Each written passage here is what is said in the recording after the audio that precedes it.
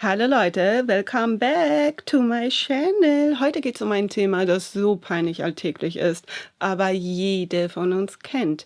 Unterwäsche, die nervt. Und ich meine nicht das sexy Spitzenzeug, sondern das echte Leben. Dieses Zwicken, dieses Einschneiden, dieses Kneifen. Auch wenn jetzt einige sagen, na komm, komm, das ist gar nicht so schlimm. Doch, denn angeblich haben immer mehr Frauen Beschwerden wegen ihrer Unterwäsche. Könnt ihr das glauben? Und wenn mir zwischendurch die Tränen kommen sollten, liegt es nicht an der Unterwäsche, sondern weil ich die 30er verabschiede.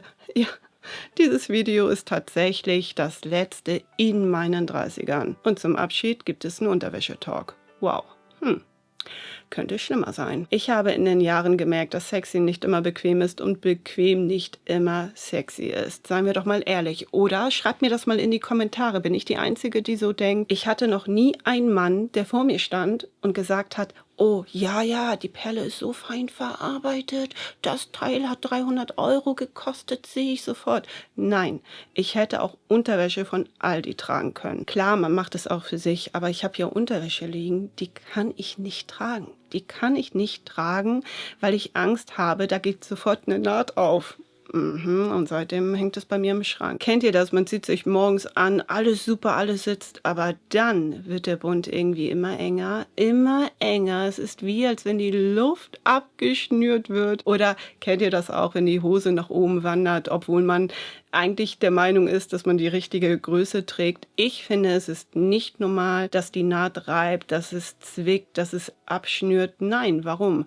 Es bedeutet aber auch nicht, dass man unbedingt die hässlichste Unterwäsche tragen muss. Und deswegen habe ich da so einen Kompromiss gefunden, auf welche Tipps ich zum Beispiel achte, und die werde ich jetzt mit euch teilen. Ein wichtiger Punkt sind die richtigen Stoffe. Also Stoffe sind wirklich sehr unterschätzt. Viele greifen ja sehr gerne zu diesen glatten, synthetischen Materialien. Ich auch, habe ich früher gerne gemacht, aber sie sind einfach nicht atmungsaktiv.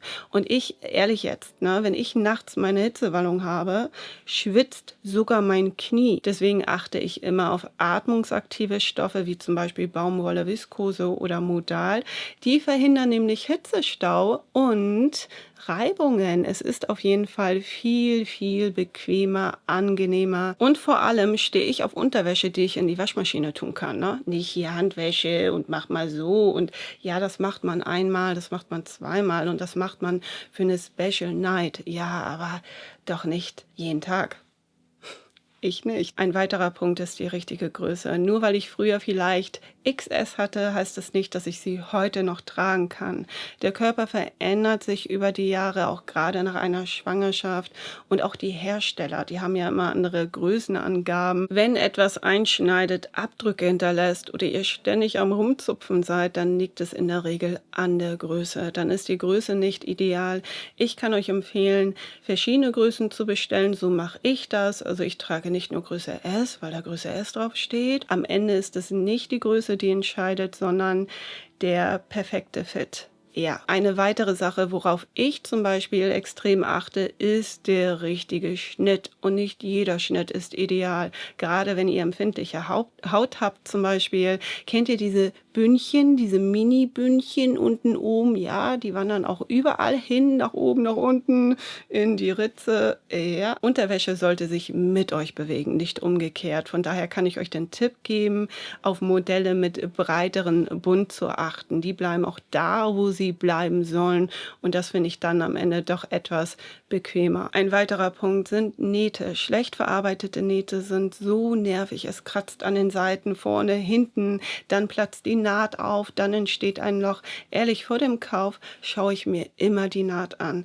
Wenn sie flach verarbeitet wurde, dann nehme ich sie mit, wenn nicht, dann lasse ich sie liegen. Unterwäsche mit einer schlecht verarbeiteten Naht ist ein absolutes No-Go. Der letzte Tipp ist der richtige Bund, denn der entscheidet darüber, ob ihr einen entspannten Tag oder einen schmerzhaften Tag habt, denn alles, was zu eng sitzt, schneidet ein. Tut irgendwann weh, vielleicht habt ihr Bauchschmerzen, vielleicht könnt ihr euch nicht gut bewegen oder ne, ihr habt dann so ein Unwohlsein. Ich achte zum Beispiel immer auf einen flexiblen Bund, nicht zu viel Stretchanteil, aber nun auch nicht zu eng, damit ich das Gefühl habe, keine Unterwäsche zu tragen. Ehrlich, und das geht wirklich. Unterwäsche sollte bequem sein, Unterwäsche sollte kaum spürbar sein und das ist das beste Gefühl. Wenn ich diese 5 Tipps zusammenzähle, geht es um den richtigen Schnitt, die richtige Größe, den richtigen Stoff, die richtige Naht und der richtige Bund. Auch wenn die Werbung uns gerne für doof verkaufen möchte, aber wir müssen uns unten nicht stundenlang einseifen, damit wir nicht riechen. Wir müssen einfach nur die richtigen Stoffe tragen. Komfort ist nichts, was man sich verdienen muss, sondern was man sich erlauben darf. Das war poetisch. Das war wirklich ein Zweizeiler fürs Leben. Ich bin gespannt, ob ihr diese Probleme kennt oder vielleicht andere Tipps habt. Schreibt sie mir in die Kommentare und das war's. Ja, so enden meine 30er auf YouTube. Wenn mich jemand fragt, wo kann ich deinen Alterungsprozess sehen, dann sage ich auf YouTube. Und das sogar in HD. 12 Jahre YouTube, das ist eine lange Zeit. Und ja, da sind definitiv ein paar Falten zusammengekommen, ein paar graue Strähnchen. Aber so ist das, ne? Auf weitere 80 Jahre. Hinterlasst mir sehr gerne euer Feedback. Bis zum nächsten Video.